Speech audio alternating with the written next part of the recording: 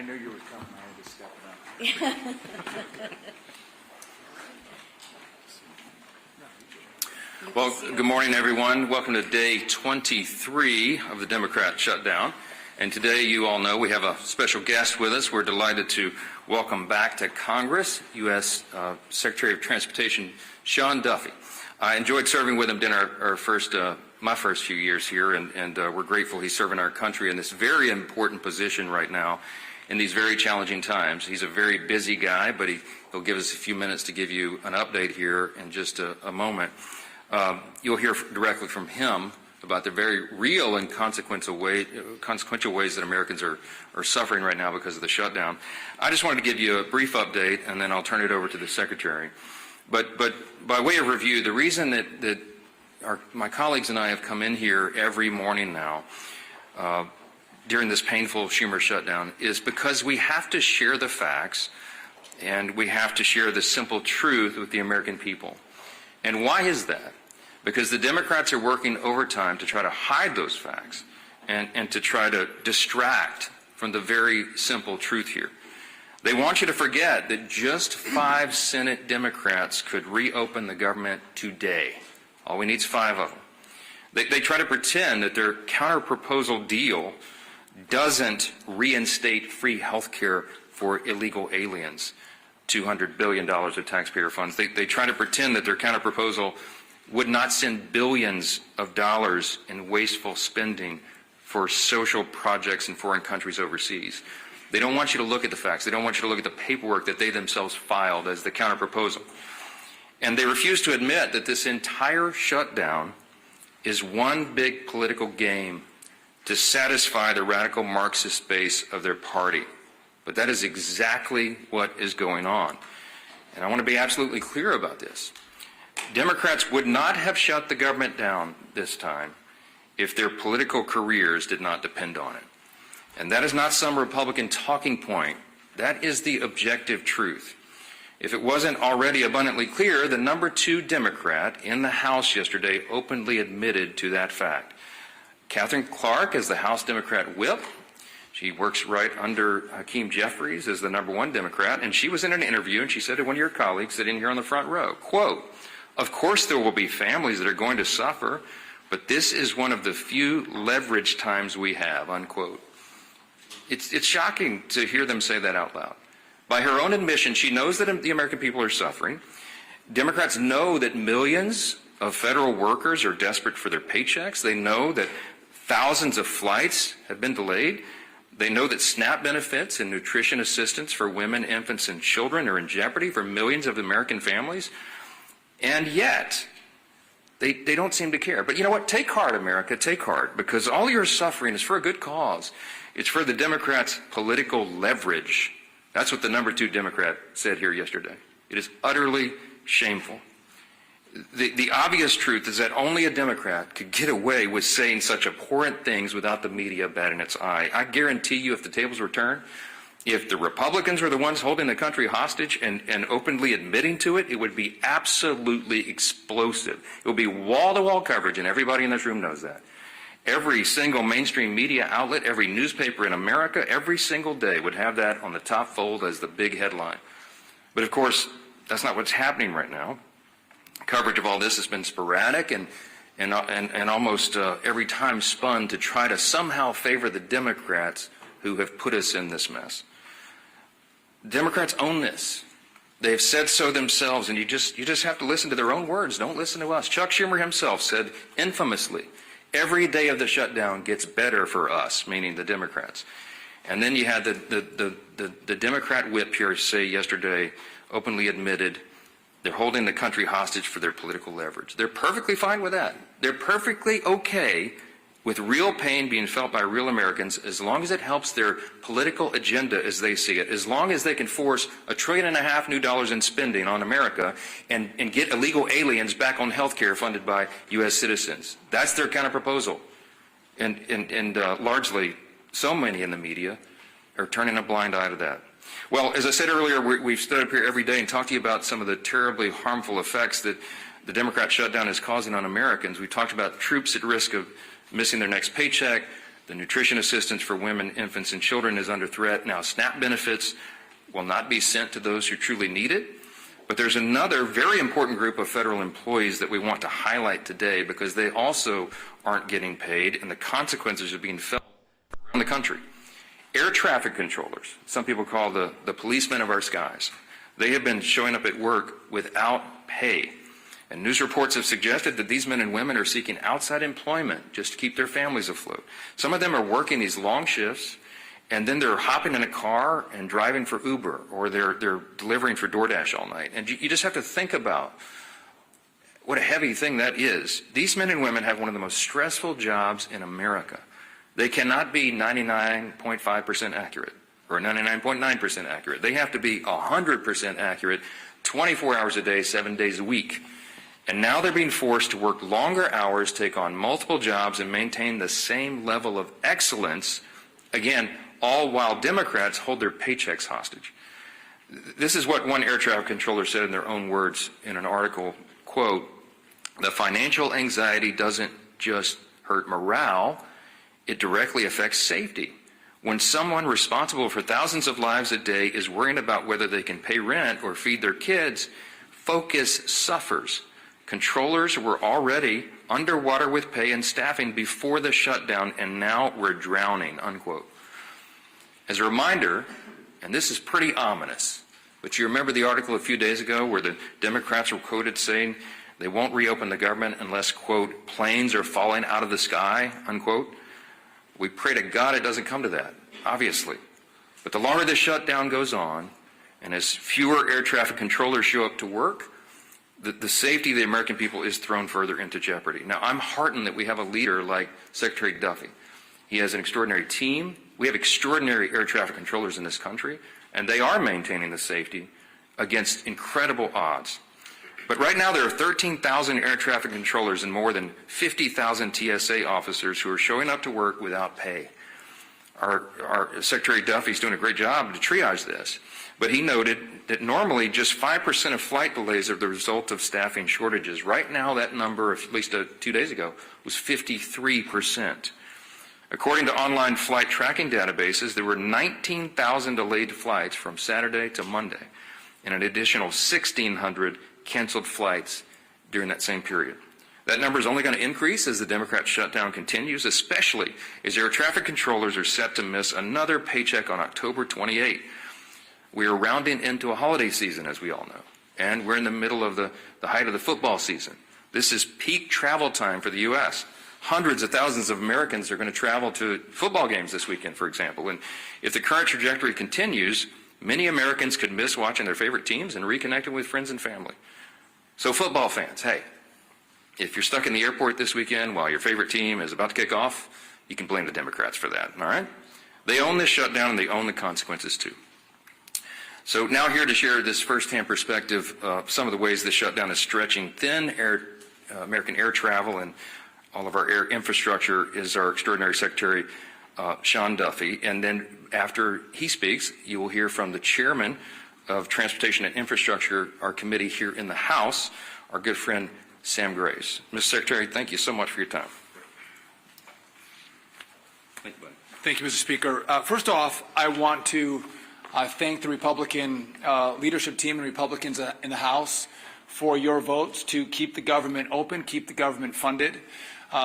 Usually this is a House problem. It's in the Senate right now. The Senate can't find the votes to keep the government open, and it's Democrat votes. And I thought you made a really good point, Mr. Speaker, that I do think in the Democrat senators' hearts, they want to vote to open the government up. They don't want to hurt the American people.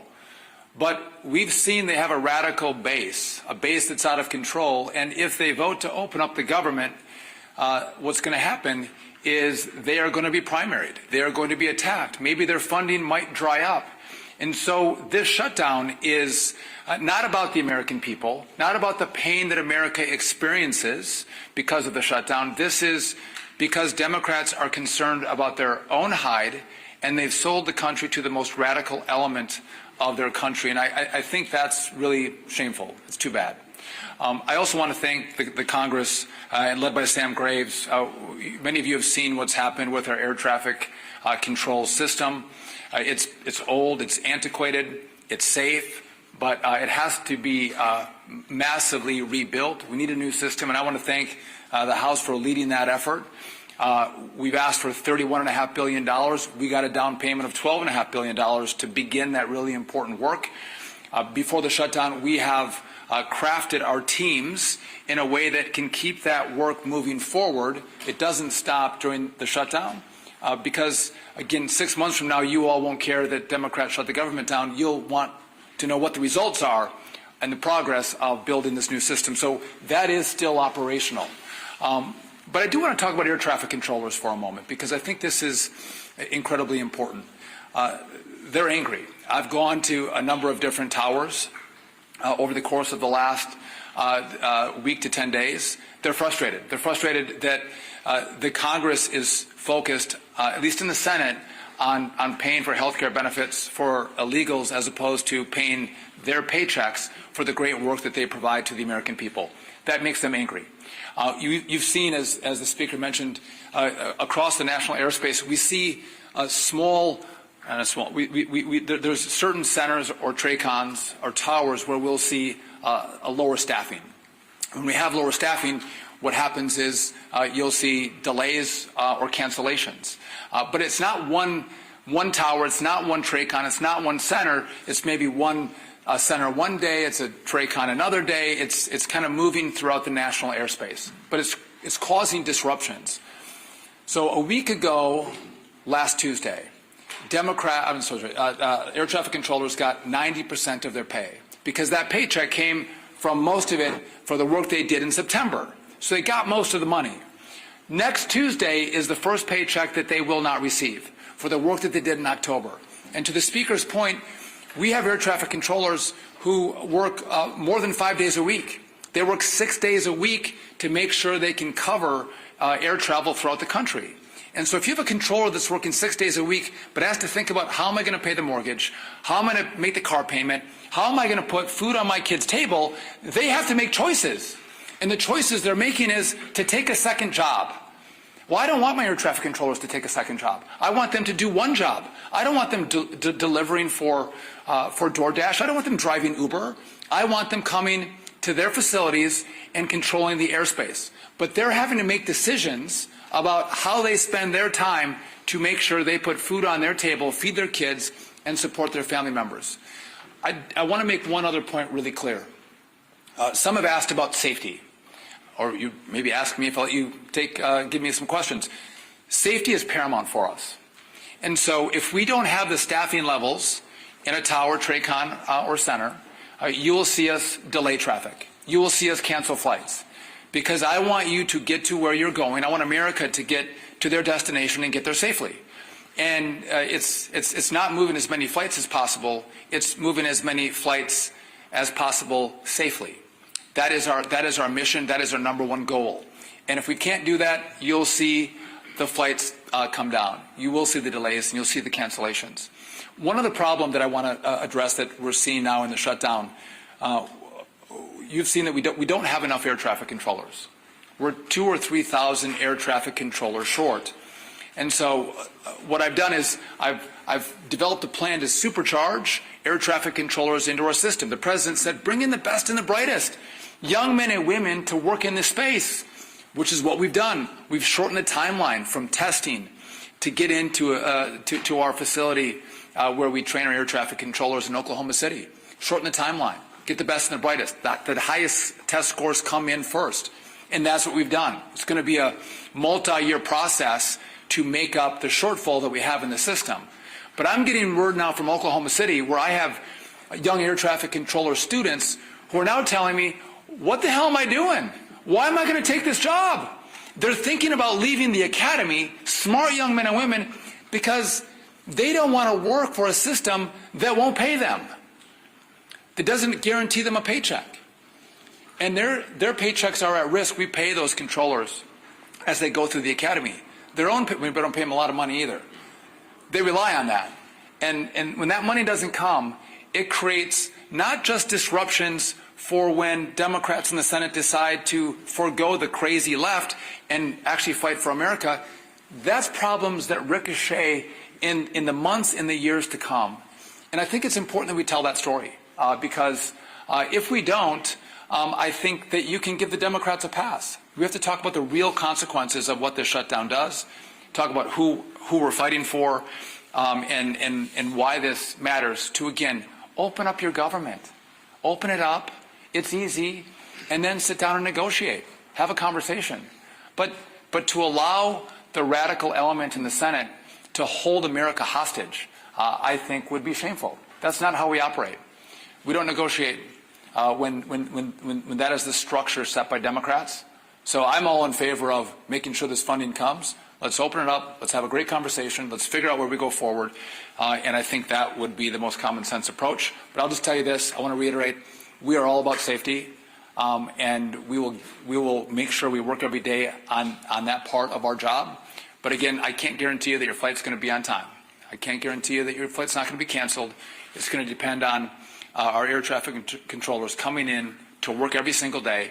And again, my message to them is, one, thank you for coming and working. We appreciate that. Come to work. Even if you don't get a paycheck, we need you to come to work. But if they do not, we'll know whose fault it is. And I just want to say, as I introduce Sam Graves, Sam has been a champion in the airspace. The industry loves him. No one has done more to drive this reform of how we build a brand new air traffic control system, thinking it through, driving it through the Congress, making the sales pitch than Sam Graves. And I couldn't be more grateful for his friendship and partnership. And so I think Sam is going to go right now. And again, I appreciate the leadership team here as well. Even guys from Minnesota are okay too. So thank you. Thank you, guys. Thanks, Mr. Secretary. As chairman of the Transportation Committee, I do want to point out what has already been pointed out, and that is our skies are safe. They are very safe for folks to travel and for folks to be able to get to where they need to go. And I do want to commend our air traffic controllers straight up because, and this just goes to show you just how steadfast they are. They're showing up for work. They're doing the job.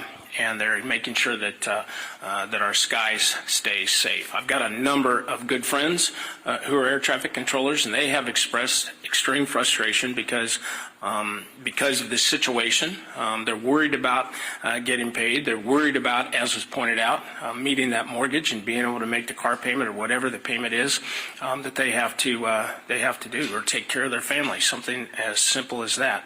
I do want to commend the Secretary and the President for filling all of the open seats at the Academy in Oklahoma City. They hit their quota of 2,000 new air traffic control students that are learning, and I want to commend them on increasing the pay for students going to the Academy. It's needed, and it's also needed to be able to attract the best and the brightest that are out there. As the Speaker pointed out, this is political gamesmanship on Senator Schumer's part, and it's unfortunate that he's weaponizing the air traffic controllers and he's weaponizing families as we go into the holiday season when it comes to those delays that will ultimately probably happen and the cancellations that are probably going to happen. And as the Secretary pointed out, we need to remember who it is that is causing this and why they are causing this. This is political games. All we need to do is pass the clean CR so we can move forward and then talk about these things that need to be talked about. So, thank you. Mr. Leader. Thank you, Sam, and appreciate the job that our chairman of the Transportation Committee is doing. Really appreciate the job that our Secretary of Transportation, Secretary Duffy, has been doing, and especially want to thank those air traffic controllers who are showing up to work. Work that even in normal times is an incredibly stressful job. You know, as you can imagine, at any airport in America, but especially the busy ones, you might have dozens of flights coming in and out every single hour. And their job is to manage those flights so that everybody on those planes lands or takes off safely and gets to their destination safely. That's their job. That's their priority. It's their passion. And yet, when you add to that, again, in normal times, an incredibly stressful job, when you add to that the uncertainty of whether or not they're even going to get paid, while they still have the obligations of paying their house note, their rent, their car note, putting food on the table, adding that extra level of stress to an already stressful job is really straining the system. And so, as Secretary Duffy talked about, some have taken to get second jobs, jobs that take them away from their current job. It's led to flight delays. It's led to real hardships for American families. As we're approaching Easter, Thanksgiving in just a couple of weeks, imagine you're planning your Thanksgiving vacation to go see your family somewhere else, maybe a kid returning from college to go see their family for the first time in a few months, and you don't know if the flight is going to be scheduled, if the flight's going to be on time, if you're going to be able to make it home. This is unnecessary, and people are starting more and more to ask the question, why is this going on? Why do Democrats continue to vote no? Not on a bill that solves all of our differences, a bill that just keeps the government running, puts the food on the table of those air traffic controllers while we negotiate our differences.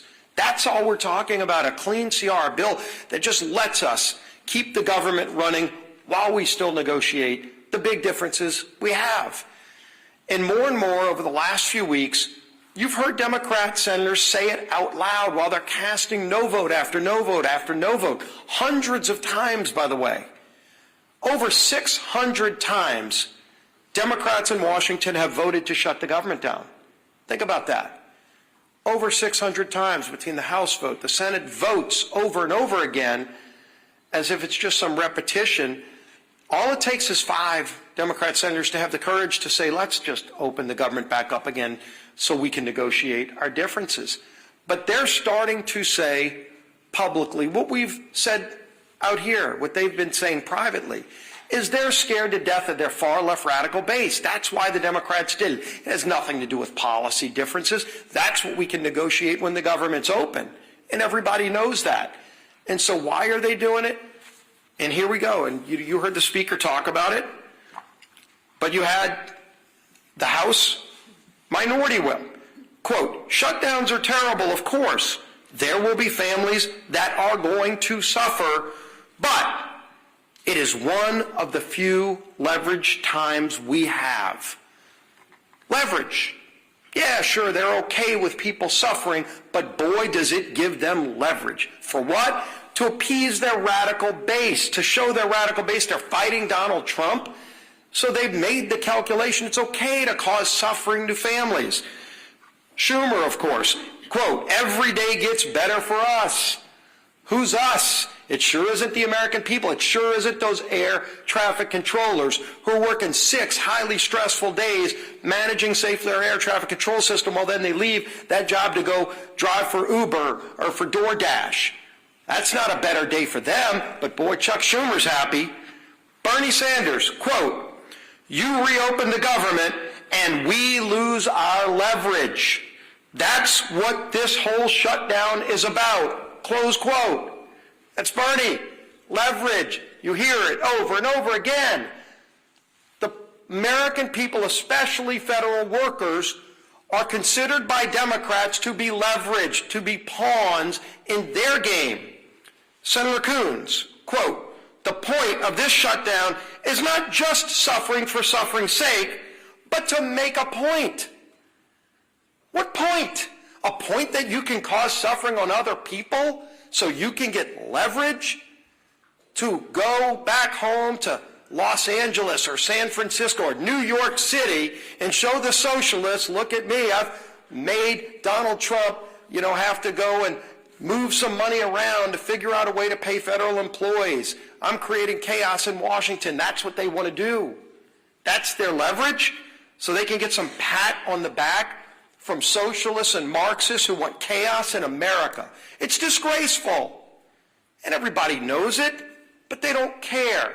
They don't care because as long as they're appeasing the radical base, that's what their leverage is all about. The American people to Democrats are considered pawns for leverage to go and make the far left radical base look like they're fighting Donald Trump. And I'm going to finish with this. Air traffic controllers, again, as Secretary Duffy, as Chairman Graves have talked about. Right now, 13,000 air traffic controllers are working without pay. 13,000.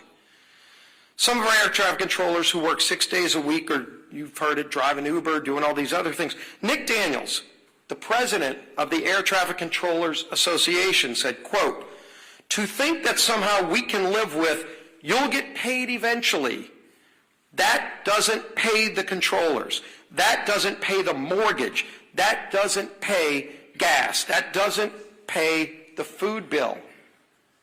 That's the burden. That's the burden those 13,000 air traffic controllers, whose job every day is to keep us safe when we fly on airplanes, is. And why do they have that extra stress? Why do they have that extra burden? So that Senate Democrats can feel like they've got leverage over who, over what, to what end. This is madness. There is no end for them. They just think this is some kind of game, and the American people are pawns in that game. It's got to end. Our whip, Tom Emory.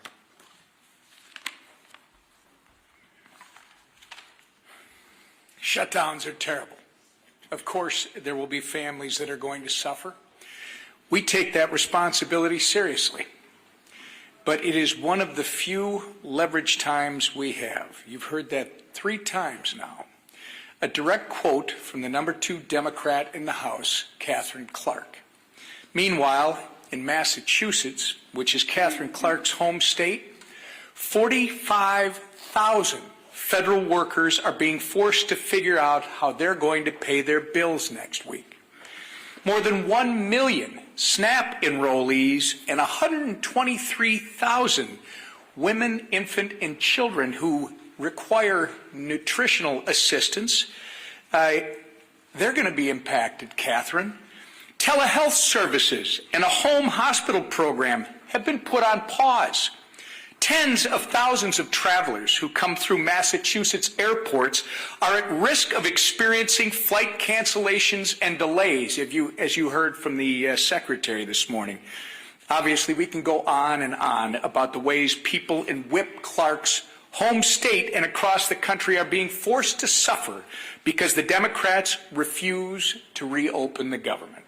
But they don't care, because to them, suffering is leverage. To them, this is one big political game.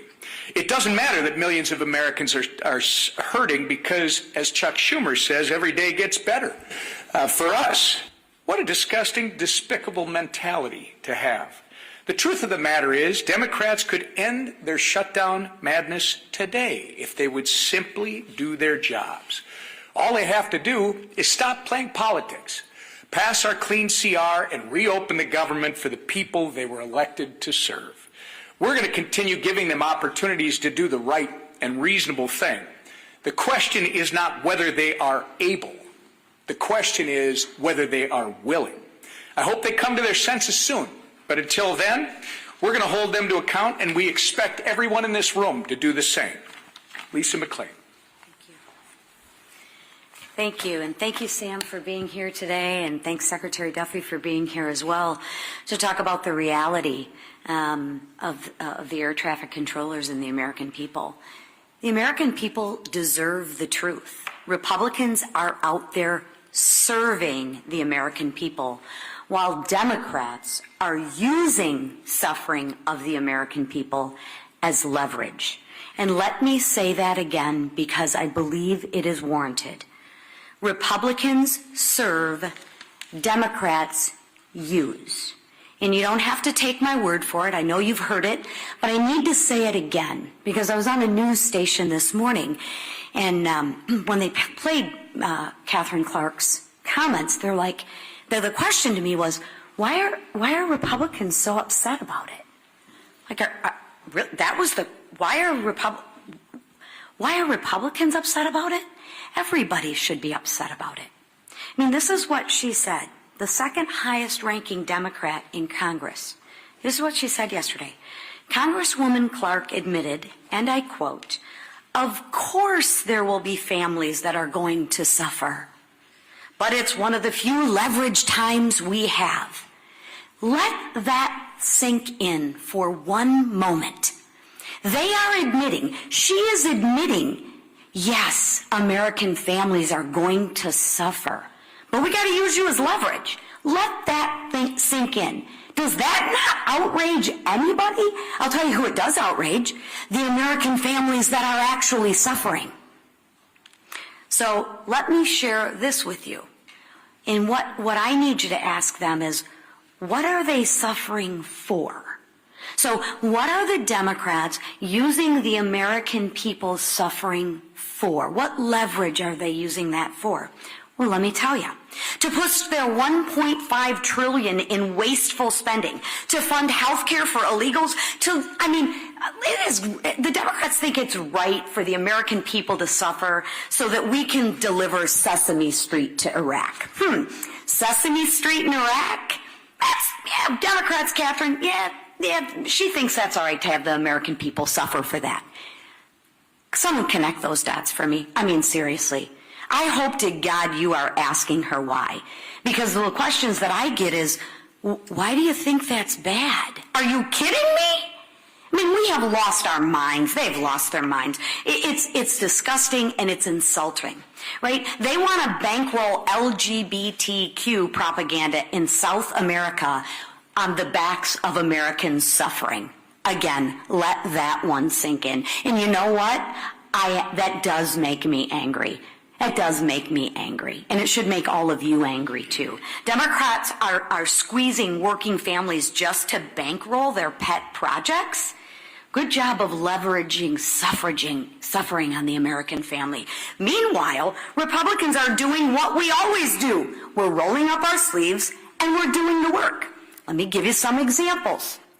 Congressman Zach Nunn met with rural health care providers and first responders. Right? Remember, the Democrats are the ones that want to repeal that $50 billion for rural health care.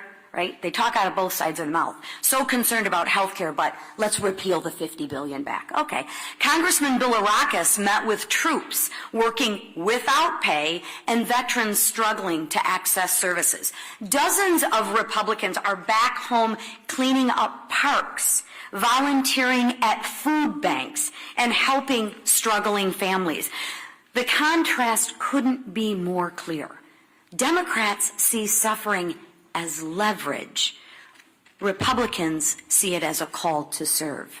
So here's my message to Democrats. Stop holding the American people hostage. Stop being okay with Americans' families suffering. Stop playing games. Open up the government. Get back to work, and get back to work to serving the people who actually elected you to do your job. Thank you. All right, a few questions. Manu, go ahead. You said yesterday you were still trying to get the details of this $230 million the president has asked for the Justice Department to pay for his legal bills. Now that you've had some time, perhaps, to get the details, are you okay with taxpayers potentially being on the hook for that kind of money? I'm not trying to dodge the question. I haven't had time to get the details. Okay, that's still on my list, things to do list. Yesterday was almost literally a 21-hour workday. Yes, sir. Back row. Legislation in the Senate to pay air traffic controllers during the shutdown. If that does pass in the Senate, would you bring the House back and vote on that? And then, absent congressional action, would you work with the White House to find a way to pay air traffic controllers during the shutdown? And where would you pull that money from? Well, let me answer the questions in reverse order. We did work with the White House to get air traffic controllers paid. It's called the Clean CR. We passed it in the House September 19th. By my count, it's 33 days ago. It's been... Sean Duffy just said Yep. that air traffic controllers would miss the Yes. They're trying to find... The White House has bent over backwards to mitigate the harms to the American people. We got WIC funded by a bootstrap in a 1930s era statute regarding tariff revenue. He found unobligated funds in the R&D accounts at DOD to get the troops paid in the middle of October.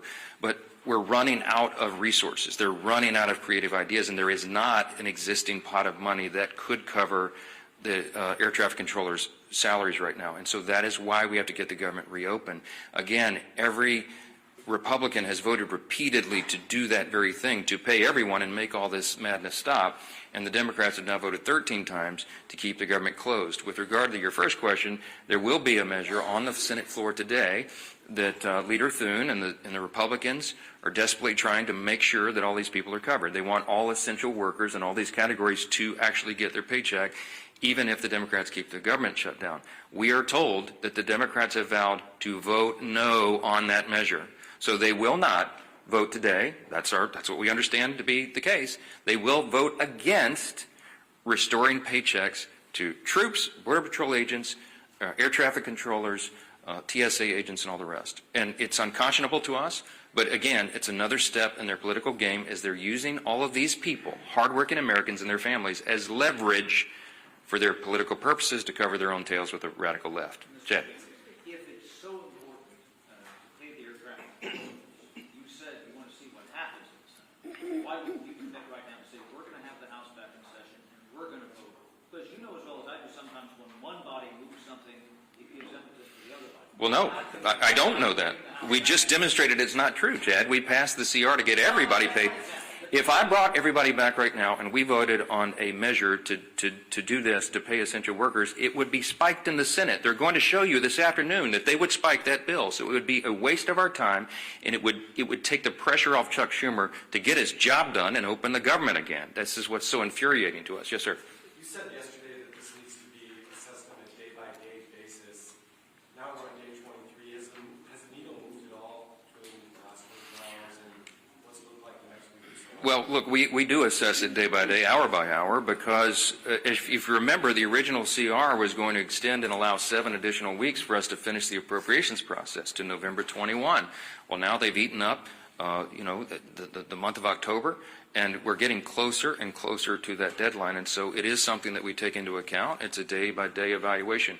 I will tell you that appropriators are working right now, even though we're not on the House floor, and they're preparing the next batch of bills, and there's discussions going on at the leadership level and among appropriators across chambers and across the aisle, because they're serious people that understand we have to do serious work, and so we continue to evaluate it. But our plea today is to the Democrats: please, 5 centrists in the Senate, do the right thing. You know what the right thing is. Play the tape. You can find a floor speech or media interview with every single Democrat in the Senate. Every single one of them have given impassioned speeches. We could come up here in lieu of a press conference and show you their own words, where they say that this should never happen, that it would be harmful to the country and harmful to people, and now they're saying they don't care. They know better. They know in their hearts this is wrong, and we're asking them to stop it. Back row. Last question. Speaker Johnson, Louisiana and a lot of other states have warned SNAP recipients they won't get benefits next month. Yep. Reportedly, some Republicans are considering a bill standalone on that. If they did pass it, would you be open to doing so here? If the Senate passes the bill, then the House will address that. I talked to my governor, Governor Jeff Landry in Louisiana, who greatly laments. We have lots of SNAP recipients in our state, as we do in many others. And you're talking about, I think it's 42 or 43 million Americans rely upon that vital service. And it's unconscionable that they would be held at bay and held as leverage on this. That's the pain that Chad Pergram asked Whip Clark yesterday, the pain that American families would suffer. And she said, yeah, it's regrettable, but hey, this is our time of leverage. We just let their own words speak for themselves. We're not for that. The Democrats are. I'll leave you with this thought. Republicans have now voted 13 times to open your government. The Democrats have voted 13 times to close it. The Democrats own the shutdown and all these horrible consequences, and you need to remind them of that. Thank you.